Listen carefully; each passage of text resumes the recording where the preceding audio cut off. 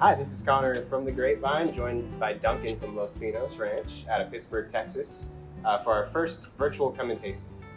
Duncan, why don't you tell us a little bit about Los Pinos Ranch and a little bit about why Pittsburgh, Texas is special for Texas grapes? Yeah, it's a really unique place because most people, when they think of the Texas wine industry, they think of either the high plains where a lot of the fruit comes from, or they think of Fredericksburg where there's a lot of wineries and a lot of wine tourism. But our vineyard is in a tiny town in northeast Texas, almost to Louisiana, called Pittsburgh, up in the piney woods. That's why we're called Los Pinos. Translates to the pines in Spanish. And yeah, it's just, you'd think you're hopelessly lost in this tiny, like, backwoods town, and then this beautiful, sprawling vineyard appears out of nowhere, and it's just a really unique place. Our sweet wines are easy to identify because they've got these hand-illustrated cartoon labels. And this one is called Colibri. This is a blush. So this is 50% Blanc du Bois and 50% Lenoir or Black Spanish.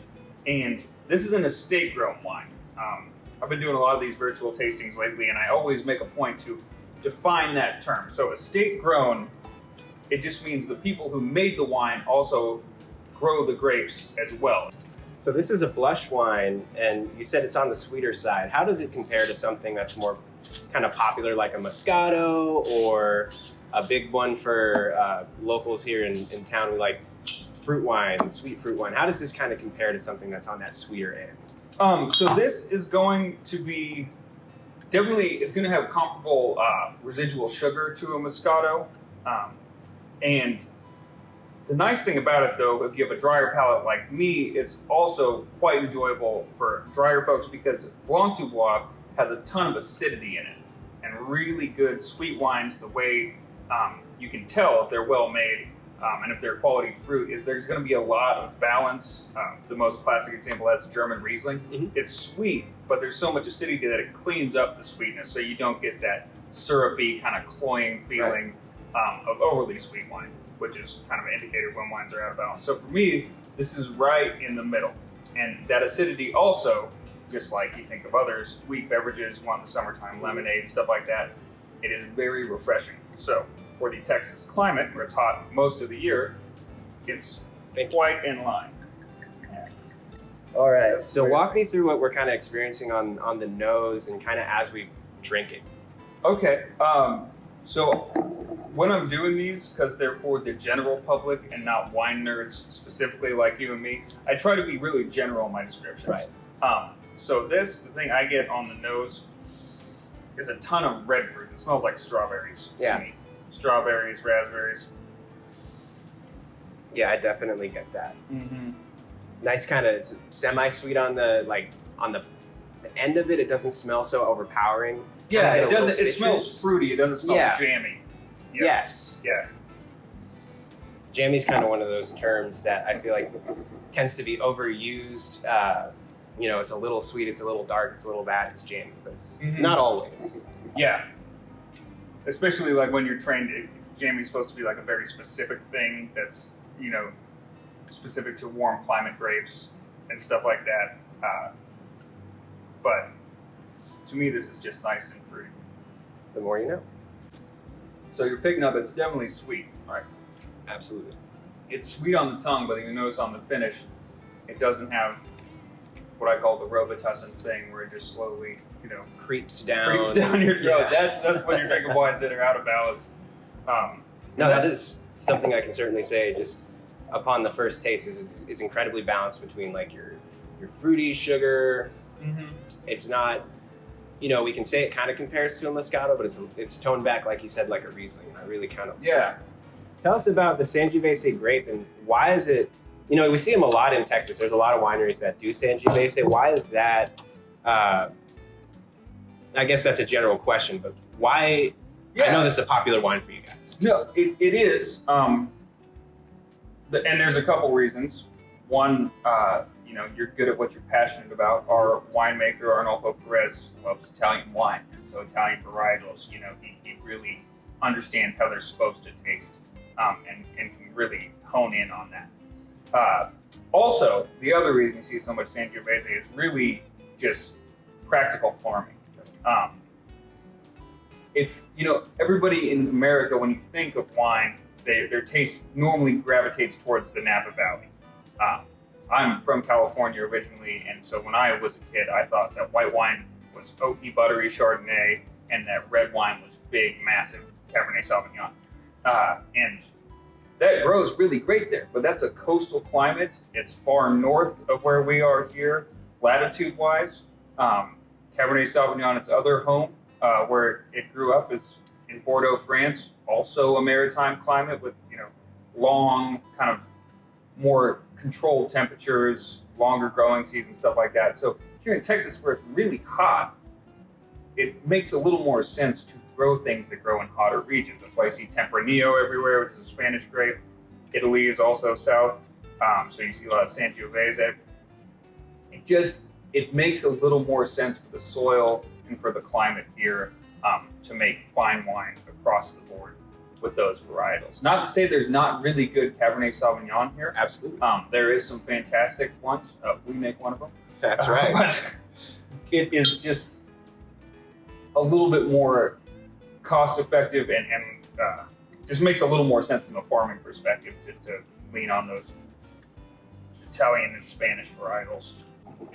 Also, you'll notice our reds are all pretty medium bodied, with the exception of like our Tempranillo and our Sangiovese Reserva. You can still see your fingers through the glass. Alcohols usually around 13, 14%.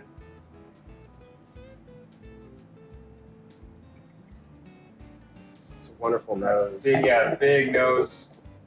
And what I love about it, and what I love about wine in general, when we talked about terroirs, you still have, this smells like Sangiovese. It's got that like bright cherry note that all Sangiovese has, but then it's just a little bit more integrated, maybe a little more ripe because of the Texan influence. But I like the word hardy today. I think you can kind of smell a little hardiness. Yeah, Yes. for sure. It's a great way to and the describe wine of Texas.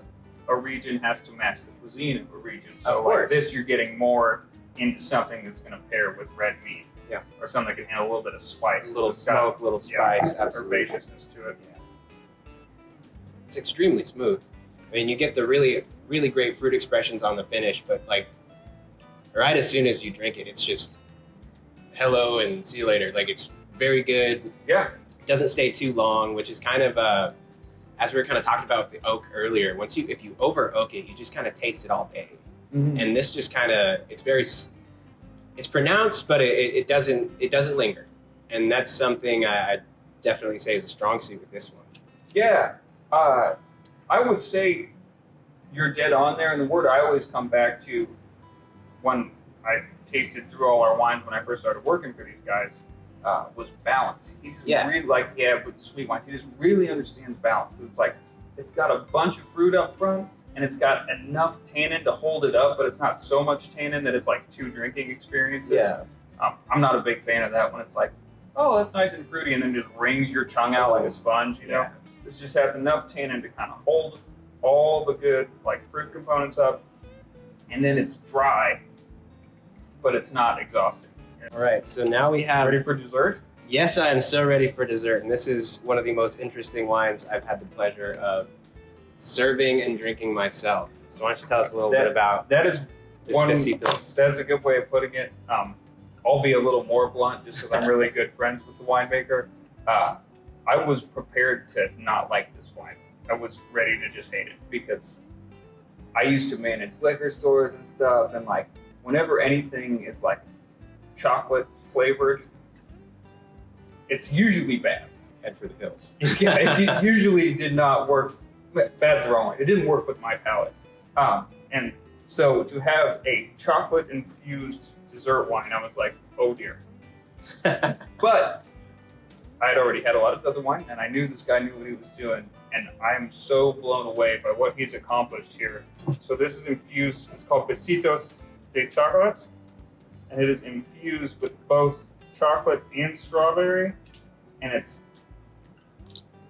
really amazing. It doesn't, there's the hints of chocolate, there's the hints of strawberry, but it's still wine, man. It just tastes like a really delicious dessert and wine at the same time in a glass. And again, you'll notice that super balanced finish where it doesn't have any sort of cloying sugar properties. So I know sweet wines are kind of a different realm.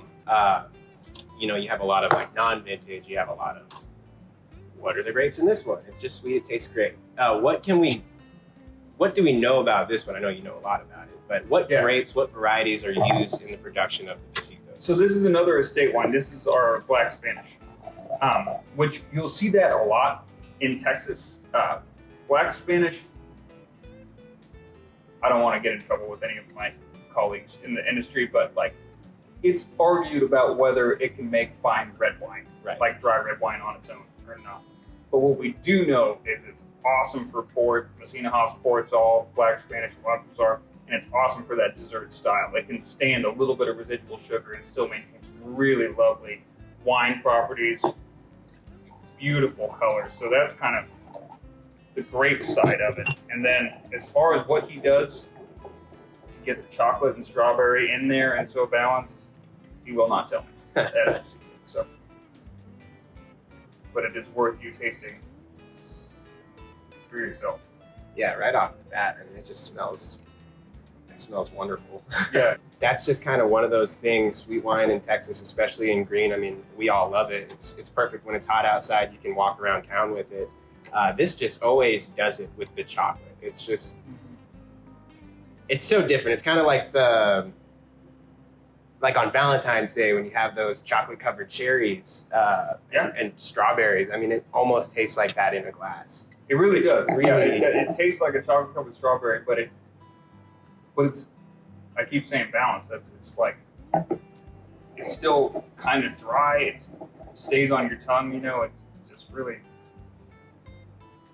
But I really like that it doesn't stay too long. I think that's my favorite thing with wines. There's wines that don't linger. They kind of like next sip, it's a palate refresher. This kind of has properties like that, which a lot of sweet wines, that sugar sticks around. This kind of cascades and flows. I really like it. Yeah. So you definitely do have a Texas palate then. Oh, that's the main complaint for people who have never had Texas wines and are very stuffy and have made up their opinions. A lot of those people are from the old school Bordeaux or massive Cabernet Sauvignon school of thought, where it needs to be this big wine and this long finish, and that's just not what every climate is going to give you, Yeah, Gruene just alone is just pretty laid back, and my philosophy has always kind of been, if I want to drink with more people, I'm going to pick up the sweet stuff. So that's kind of how it goes around here. More people drink it, so we all kind of enjoy it together. For sure, man. Well, Duncan, thank you so much. My pleasure. Coming out to Gruene from Pittsburgh and bringing us all these excellent wines that you can certainly expect to find in here. We hope to see you for a real come and taste it really soon. Yeah. I'm sure it will happen. It'll happen, man. It'll happen. We'll just hang in there until it does. Yeah. But no, I really appreciate you having me out. And truly, I'm not just saying this because we're on a camera together, but you have more of our wines than anywhere around here. We go way back. Let's just say that. We're old buddies, you guys at Los Pinos. So if you can't make it to our Fredericksburg tasting room and you're looking for something, they've probably got it here. And if they don't, he'll call me and I'll bring it. So really appreciate the partnership we've had all these years, man. And happy to be here for you. All right. Thanks a lot, Duncan. Cheers. Cheers.